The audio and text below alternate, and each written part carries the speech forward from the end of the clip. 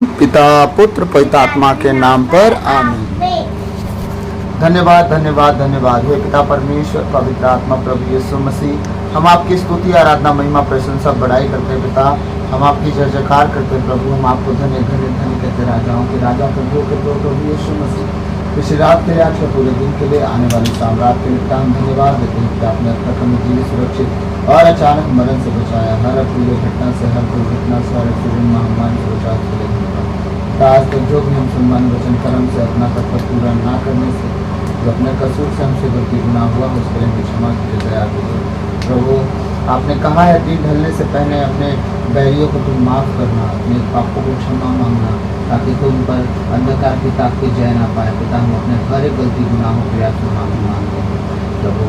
हमारा किसी से बैर नहीं पिता, अगर हमारे मन में किसी के प्रति कुछ रह गया हो प्रभु, तो सबसे हम आपसे माफी मांगते हैं। सबके लिए हमें भी क्षमा करें, हमें भी क्षमा करें प्रभु। सारी कमजोरी के लिए जब आपके पवित्र जीवित वचन को पढ़े सुने प्रभु, इस वचन के कारण जीना सीखें, पाप गुनाह से दूर रहे, पवित्रता और प्रेम में चल सके। इसलिए सारी बातों को आपके चरणों में रखते हुए विनती यीशु के नाम पर मांगता हूँ। आज का वचन हमारे जीवन में 100 गुना फलों को देते हैं। आमीन आमीन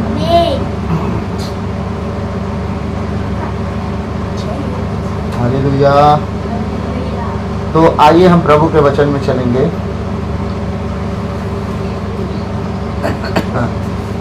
तो हमने क्या देखा पिछले दिनों में? आदम ने एक पाप के द्वारा, हमारा तीसरा टॉपिक था, आदम ने एक पाप के द्वारा बहुतों को पापी बना दिया। मसीह ने आज्ञाकारिता के द्वारा, आज्ञा पालन के कार्य के द्वारा बहुतों को धर्मी बना दिया।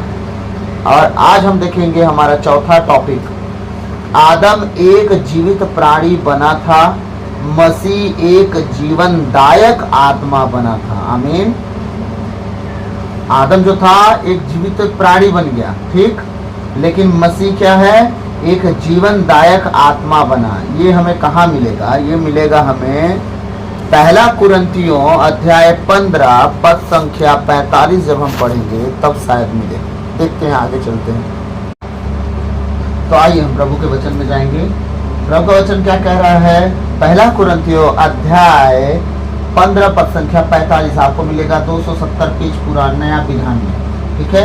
वचन कहता है, धर्म ग्रंथ में लिखा है कि प्रथम मनुष्य आदम जीवंत प्राणी बन गया और अंतिम आदम कौन है? वो हमारा प्रभु यीशु मसीह। एक आदम वो भी था जिसे परमेश्वर ने अपने हाथों से बनाया और गुनाह में गिर गया, और एक आदम वो भी था जो परमेश्वर खुद था। और देखिए, धरती पर जीकर हमें 33 साल की उम्र तक रहकर पृथ्वी पर हमें दिखाया, चलना सिखाया। अब बताइए, जवानी से ज्यादा पाप में गिरने का समय कौन सा होता है? हाँ, लड़कपन से जवानी तक तो इंसान पाप में गिरता है, और अंतिम पाप में गिरने का होता है 30 साल। इसके बाद लोग मेच्योरिटी में आ जाते हैं। इसके बाद लोग शादी ब्याह करके अपना घर परिवार देखना शुरू करते हैं, अपने घर परिवार की चिंता करते हैं।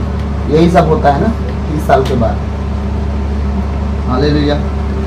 अब देखते जाइए यहाँ हमारे प्रभु के विषय में क्या बातें हो रही है।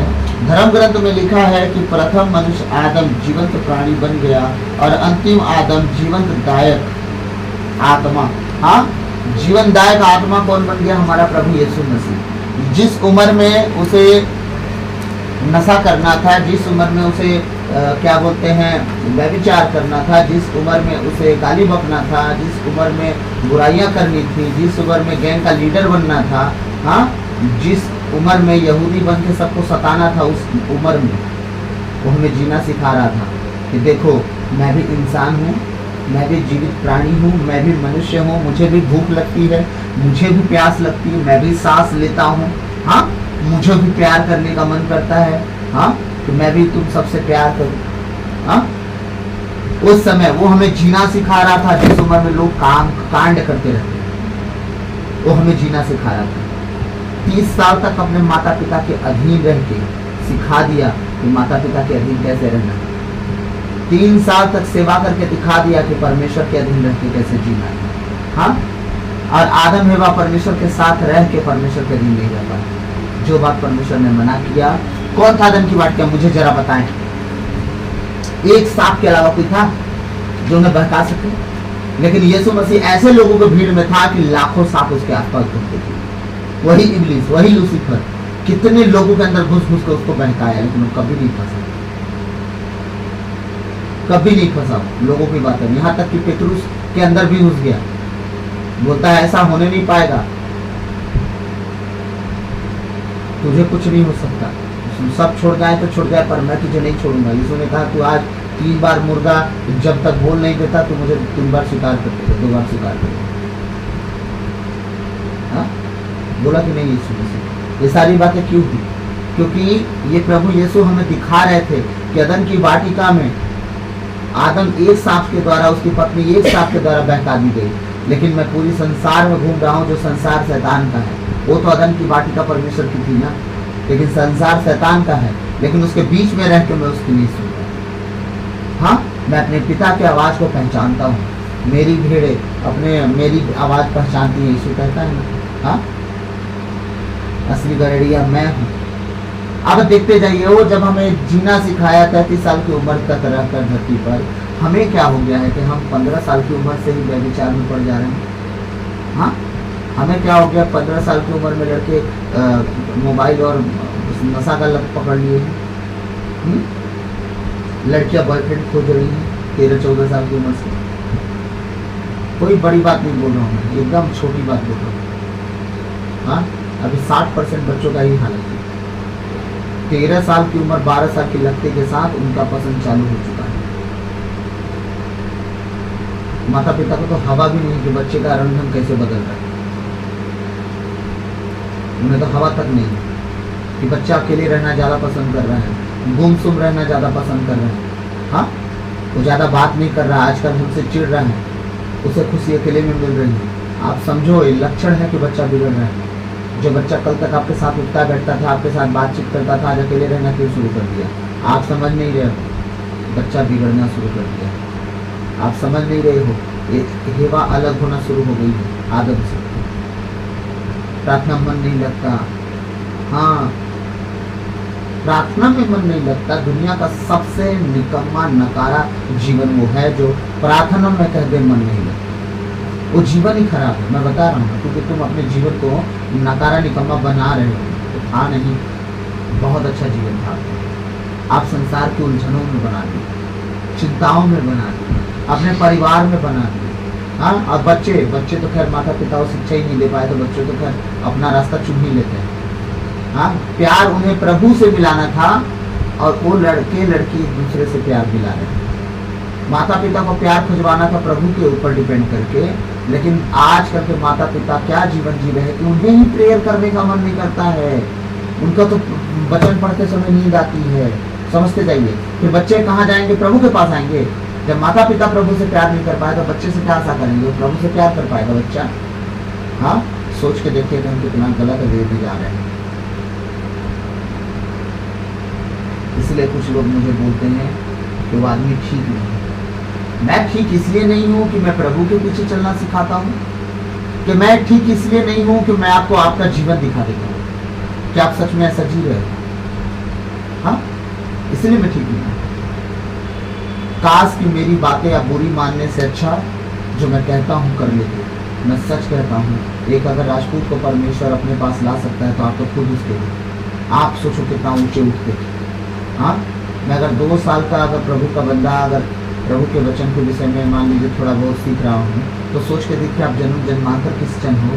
अगर 12 साल की उम्र से बच्ची जब बॉयफ्रेंड खोजे, हाँ, लड़का जब गर्लफ्रेंड खोजे, उस समय से जब आप बच्चों को वचन की ओर खींच दो, सोच के देखो बच्चा 18 साल की उम्र में झंडे गाड़ेगा, झंडे यीशु मसीह के नाम से। हाँ, ऐसा बात उसके जीवन से आपके जीवन में प्रकट होगा, ऐसे गवाहियां प्रकट होंगी। आपने कभी सोचा ना होगा कि 18 साल का बेटा आपका है, अभी व्यभिचार में गिरने के बजाय प्रभु के वचन में लोगों को वो जीवन से मुक्ति की ओर लेके जा रहा है। हाँ, पाप से मुक्ति की ओर लेके जा रहा है, मृत्यु से जीवन की ओर लेके जा रहा है। हाँ, लेकिन नहीं, बेटा तो हमारा पढ़ रहा है, बेटी तो हमारी पढ़ाई कर रही है। क्या पढ़ रहे हैं? ABCD पढ़ रहे हैं कि ईलू पढ़ रहे हैं? वो तो वही जाना। हाँ, ये सारी बातें सच्चाई है, मानता हूँ आप लोग को बुरा लग रहा होगा, लेकिन आप सोच के देखिए कि मैं अपने भाई अपनी बहन के विषय में ऐसा बोल रहा हूँ, अपने माता पिता के विषय में ऐसा बोल रहा हूँ, मुझे कितना दुख लगता है। क्या मुझे शौक लगी है दूसरों के सामने अपने क्रिश्चियन भाई बहनों का बदनामी सुनने का? जब लोग कहते हैं ना, देखो ये लोग कौन है, क्रिश्चियन लोग, और उनके कारनामे जब चौक पे दिखाते हैं ना, लड़कों की लड़कियों की, आजकल तो लड़के लड़की कॉमन हो गए ना भाई, एक बराबर है ना, हम किसी से कम थोड़ी हैं। रात को 11 बजे अंबिकापुर में रोजी लटकाए हुए बहनें मिल जाती, रात को 11 बजे क्या जरूरत है लड़कों के साथ घूमने का भाई? तो आप कैसे जान लिया उसका भाई ही होगा? अच्छा, भाई बहन में बॉडी लैंग्वेज पता चलती है कि कैसी है ना। आजकल के ईसाई भाई बहन के दूसरे के साथ उठना बैठना पसंद नहीं करते, बहुत कम भाई बहन है जो साथ में बहन के घूमे, बहुत कम। 1.5 फीट की दिखती है बाइक में, ऐसा चिपक के बैठती है लड़की, गले में क्या लगता है रोजे, तो बुरा नहीं लगता। जब बुरा लगता है तो अपना बुरा जो है, मैं अपने दिल की बात किससे कहूँ, इसलिए मैं सबसे कह रहा हूँ कि आप अपने बच्चों पर ध्यान दीजिए, उन्हें वचन पढ़ना बोलिए, बस और कुछ मत बोलिए। आप बस मात्र एक काम बोलिए, अपने बच्चे को वचन पढ़ने के लिए आप डेली उसके पीछे पढ़ो। वो प्रतिदिन 1 अध्याय बाइबल पढ़ना शुरू करें, ठीक है? 1 अध्याय से 2 अध्याय पे जाए, 2 अध्याय से 3 अध्याय पे जाए, 3 अध्याय से उसे प्रतिदिन 5 अध्याय बाइबल पढ़ने का आप जो करना है करो, लेकिन उसे लपेटो। आपका बच्चा पूरे रास्ते को छोड़ देगा, सारे गलत रास्तों को छोड़ देगा, क्योंकि प्रभु का वचन जीवित है। जब आप उसे पढ़ते हो, वो आपसे बात करता है, फिर आपका जीवन का रास्ता बदल देगा। आमीन। तो पहला आदम क्या बताया प्रभु का वचन? धर्म ग्रंथ में लिखा है कि प्रथम मनुष्य आदम जीवंत प्राणी बन गया और अंतिम आदम जीवंत दायक आत्मा। तो हमारा प्रभु यीशु मसीह क्या बन गया? अब आत्मा देने वाला परमेश्वर बन गया। अगर हम मरते हैं ना, तो जीवंत दायक आत्मा प्रभु यीशु जिस तरह बना, अब वो चाहता है कि हम भी उसी तरह जीवन जिए।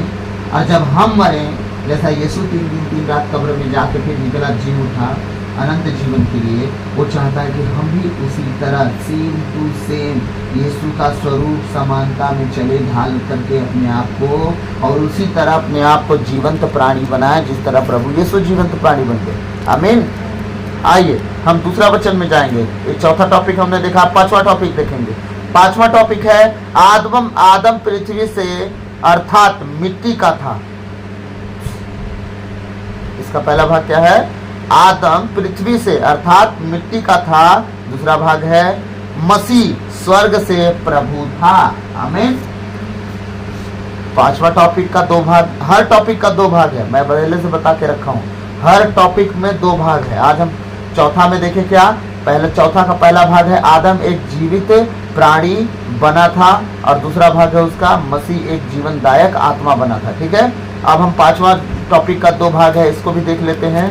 आदम पृथ्वी से अर्थात मिट्टी का था, मसीह स्वर्ग से प्रभु था।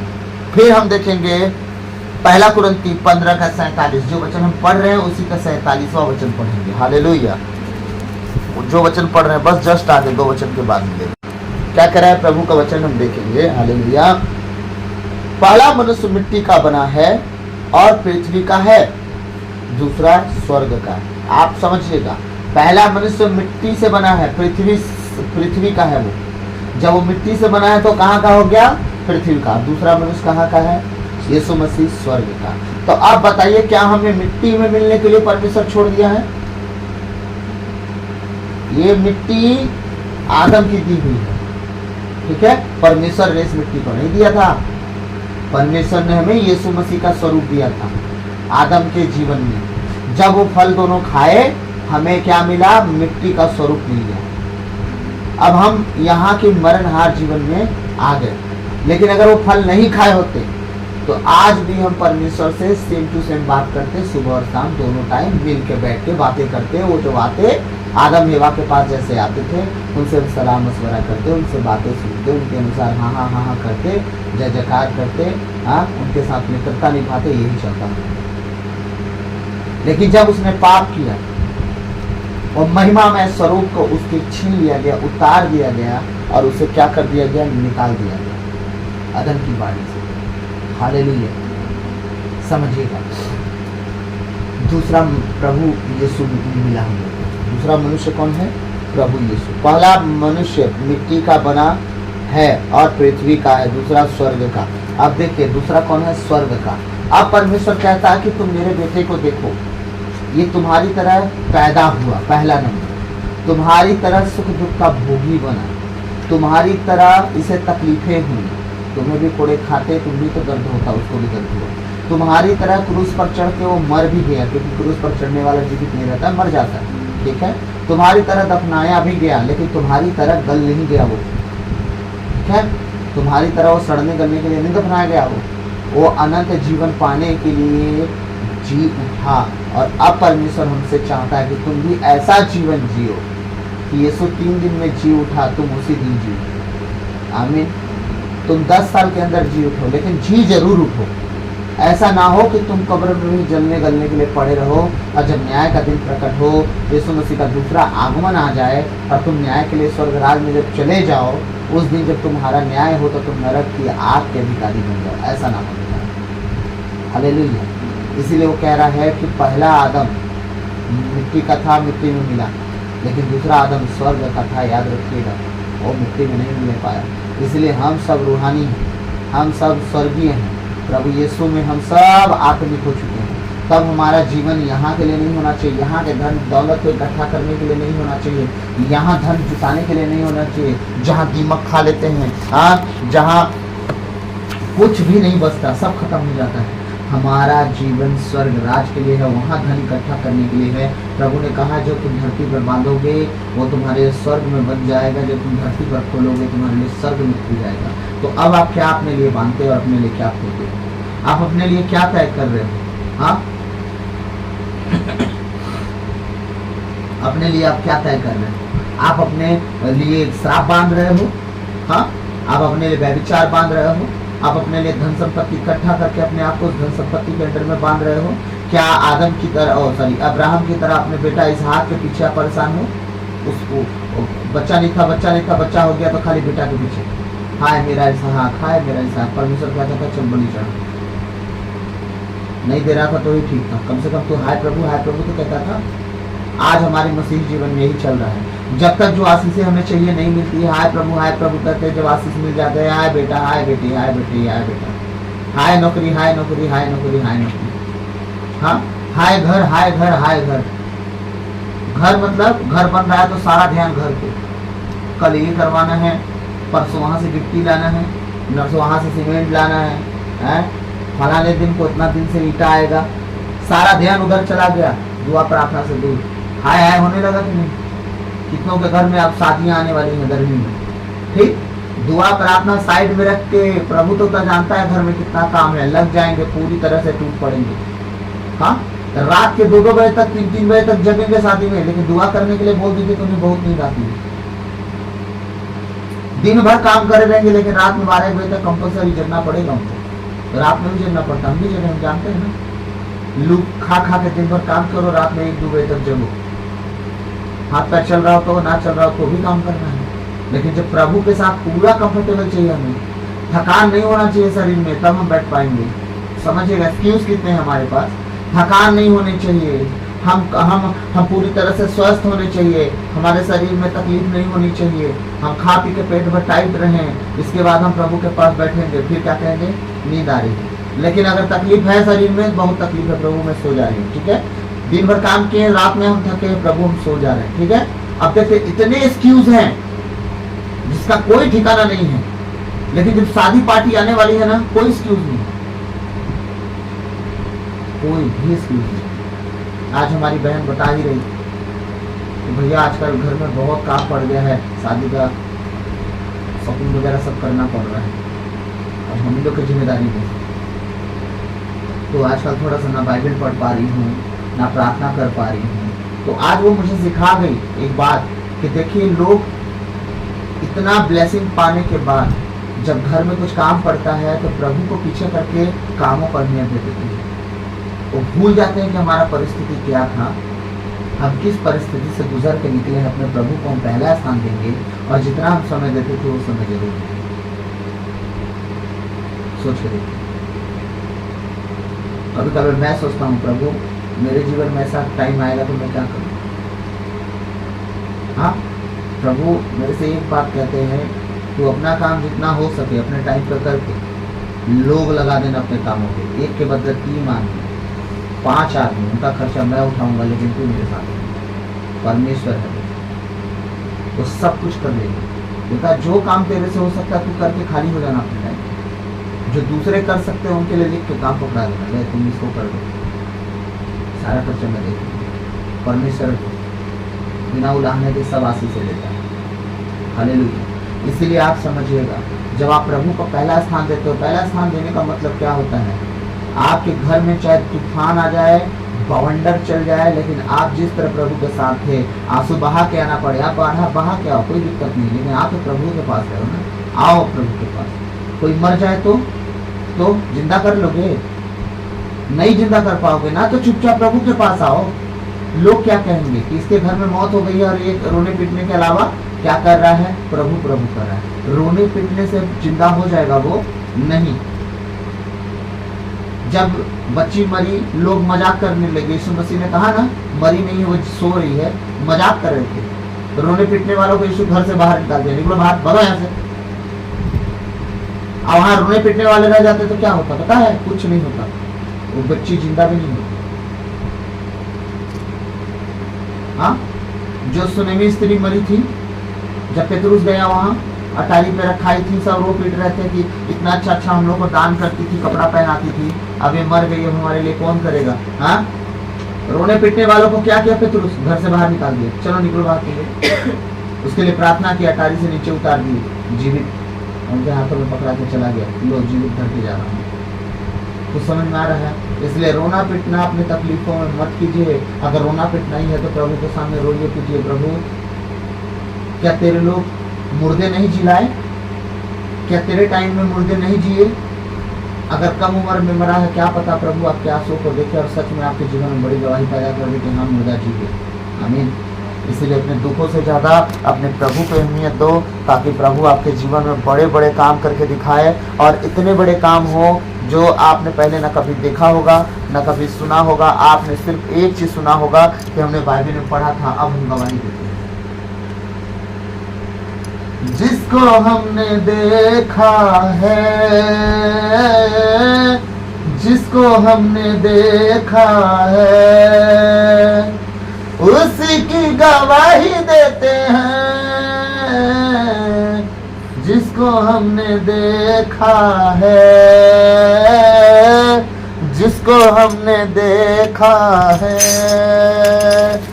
उसी की गवाही देते हैं। आगे की लाइन, रूह और पानी से, रूह और पानी से जो भी पैदा होते हैं, रूह और पानी से, रूह और पानी से पैदा जो जिस्म से हुआ, पैदा जो जिस्म से हुआ, वो तो जिस्मानी है। रूह से जो पैदा होते हैं, रूह से जो पैदा होते हैं, वो तो रूहानी होते हैं। रूह और पानी से, रूह और पानी से मैं तुम्हें सच कहता हूँ, मैं तुम्हें सच कहता हूँ, जिसे हम जानते हैं, हाँ, जिसको हमने देखा है, जिसको हमने देखा है। हम कहाँ यीशु मसीह को देखते हैं? बाइबल में। जिसको हमने देखा है, हाँ, जिसको हमने देखा है, उसी की गवाही देते हैं। जिसको हमने देखा है, हाँ, जिसको हमने देखा है, उसी की गवाही देते हैं। रूह और पानी से, रूह और पानी से, रूह और पानी से, हाँ, रूह और पानी से, रूह और पानी से, हाँ, रूह और पानी से। हालेलुया। कोई चढ़े सकता नहीं,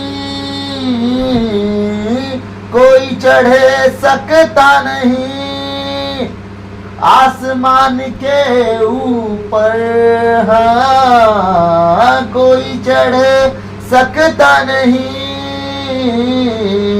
आसमान के ऊपर, हाँ, वही आसमां पे जाते हैं, हाँ, वही आसमां पे जाते हैं। कोई आसमान पे नहीं चढ़ सकता, सिर्फ वही आसमान पे जा सकते हैं जो यीशु में मरता है। आमीन। को वही आसमां पे जाते हैं, हाँ, वही आसमां पे जाते हैं। यीशु में जो मरते हैं वही आसमां पे जाते हैं, हाँ, वही आसमां पे जाते हैं। यीशु में जो मरते हैं रूह और पानी से, रूह और पानी से। यीशु के कलाम को जो भी पढ़ता और अमल करता है, हाँ, यीशु के जो वचन को पढ़ता और अमल करता, मतलब उस पर चलता, उस पर विश्वास करता है, मौत से निकलकर वो जिंदगी को पाता है। आमीन। यीशु के कलाम को जो भी पढ़ता और अमल करता है, हाँ, मौत से निकल कर वो ही, हाँ, मौत से निकल कर वो ही जिंदगी में दाखिल होता है, मौत से निकल कर वो ही जिंदगी में दाखिल होता है, रूह और पानी से। ओ प्रभु के प्रियो, रोना पीटना छोड़ो अपने दुखों के लिए, प्रभु के साथ उसके कलाम में पढ़ो, उसको कलाम को पढ़ते समय उसके साथ बढ़ते चलो, मौत से निकल जाओगे और जिंदगी में प्रवेश कर जाओगे। आमीन। खुदा का गजब यह फजल, खुदा का गजब ये फजल उन पर हमेशा रहता है, हाँ, खुदा का गजब ये कृपा उन पर हमेशा रहता है, हाँ, जिंदगी को देखते हैं हम, हाँ, जिंदगी को देखते, जिसके ऊपर परमेश्वर की कृपा है वो हमेशा परमेश्वर के जीवन को देखेगा जो हमारे जीवन में दिया है। आमीन। जिंदगी को देखते हैं हम, जिंदगी को देखते हैं हम, यीशु से जो डरते हैं जिंदगी को देखते हैं हम, हाँ, जिंदगी को देखते हैं हम, यीशु से जो डरते हैं रूह और पानी से, रूह और भरे पानी से। ओ मेरे प्रियो, ओ प्रभु की आत्मा सदा आपके साथ रहे। आप प्रभु की आत्मा में इतनी तेजी से बढ़े, आपका जीवन इतना ग्रोथ करे कि जब मृत्यु जैसी अवस्था आपके जीवन और घरों में दिखे तो आप प्रभु के साथ एक मनिश्चित हो जाएं। प्रभु आपके जीवन को, आपके घर के, आपकी परिस्थिति को उलट फेर कर दे और मौत से निकलकर आप जिंदगी में प्रवेश कर जाएं। आमीन। तो प्रभु आज के इन वचनों के द्वारा हम सबको आशीष दें। आमीन। आइए हम अंतिम प्रार्थना में जाएं। धन्यवाद धन्यवाद धन्यवाद हे पिता परमेश्वर, पवित्र आत्मा, प्रभु यीशु मसीह, हम आपकी स्तुति, आराधना, महिमा, प्रशंसा, बड़ाई करते पिता, आपकी जय जयकार करते प्रभु। आपको धन्य धन्य धन्य कहते, राजाओं के राजा, प्रभुओं के प्रभु, प्रभु यीशु मसीह। पिछली रात के लिए, आज के दिन के लिए, शाम रात के लिए पिता हम धन्यवाद देते हैं कि आपने अब तक हमें जीवित, सुरक्षित और अचानक मरण से बचाया। हर अप्रिय घटना से, हर दुर्घटना से, हर एक्सीडेंट, महामारी से बचाया, उसके लिए धन्यवाद पिता। आज तक जो भी हमसे मन वचन कर्म से अपना कर्तव्य पूरा ना करने से जो हमसे पाप गुनाह गलती हुई हो, प्रभु हमें क्षमा कीजिए, दया कीजिए, कृपा कीजिए, हमें दंड ना दीजिए, हमारे कच गुनाह अपराध क्षमा कीजिए, ताकि हम आपके कहे अनुसार जीवन जिए, पाप गुनाह से दूर रहें। प्रभु ये जीवन आपका है प्रभु, हम पूरे जीवन में अपने अनुसार, अपनी इच्छा के अनुसार नहीं, वरना आपके कहे अनुसार जीवन जिए।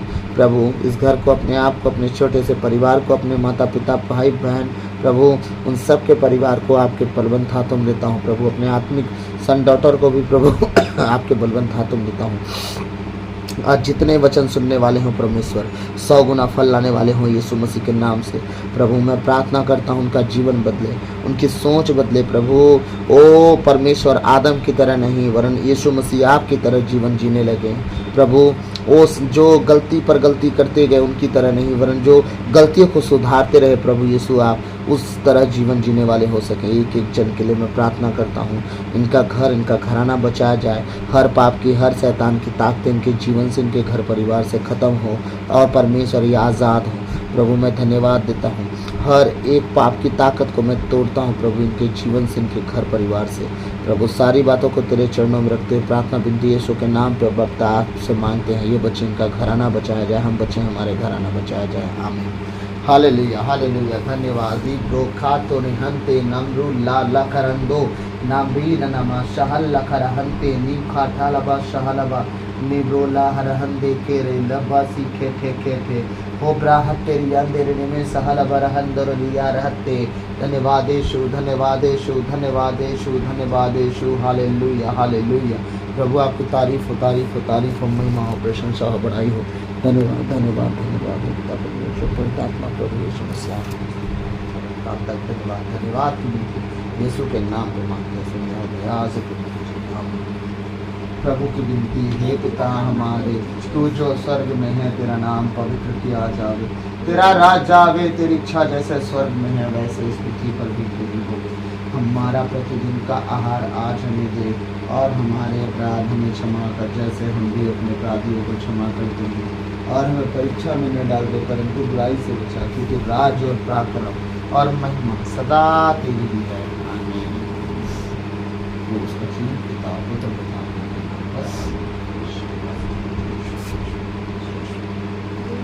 सबों को जय Yeshu. God bless you all. प्रभु आप सबको आशीष दे, आप बचे, आपका घराना बचाया जाए। तो मैं आशा करता हूँ आप सब आनंदित होंगे, आप प्रभु में बने रहिए। जो हमारी सीरीज़ चल रही है, आज हम 5 टॉपिक देख चुके हैं, अब 7 टॉपिक वो और बचा है। कल थोड़ा बड़ा रहेगा टॉपिक, क्योंकि 6वां टॉपिक थोड़ा बड़ा है, नहीं तो उसमें भी घुसते आज हम। और कल हम जो टॉपिक देखेंगे वो थोड़ा बड़ा रहेगा, और हम विश्वास करते हैं कि उन वचनों के द्वारा भी आप बहुत आशीषित होंगे और वचन आपके जीवन में बहुत काम करेंगे, 80 गुना, 60 गुना, 100 गुना फल लाएंगे। तो प्रभु आप सबको आशीष दे, आप अपने प्रभु के साथ बने रहें और प्रभु के वचनों में, उसके आज्ञाकारिता में बने रहें, पवित्रताई और खराई में चलते तक जाएँ। नम्रता, दीनता आपके जीवन का हिस्सा हो, ताकि आप पृथ्वी के अधिकारी बने। ओ प्रभु आप सबको आशीष दे, आप बचे, आपका घराना बचाया जाए। तो सबों को जय यीशु। आप अपने इस प्रभु के वचन को आप अपने घर परिवार लोगों में ज़रूर शेयर करें और उनसे बोले सब्सक्राइब करे रहेंगे, ताकि आप अगर भूल भी जाएं तो भी नोटिफिकेशन उन तक पहुंच जाए और वो वचन को सुन सके। तो प्रभु आप सबको आशीष दे। God bless you all. जय यीशु।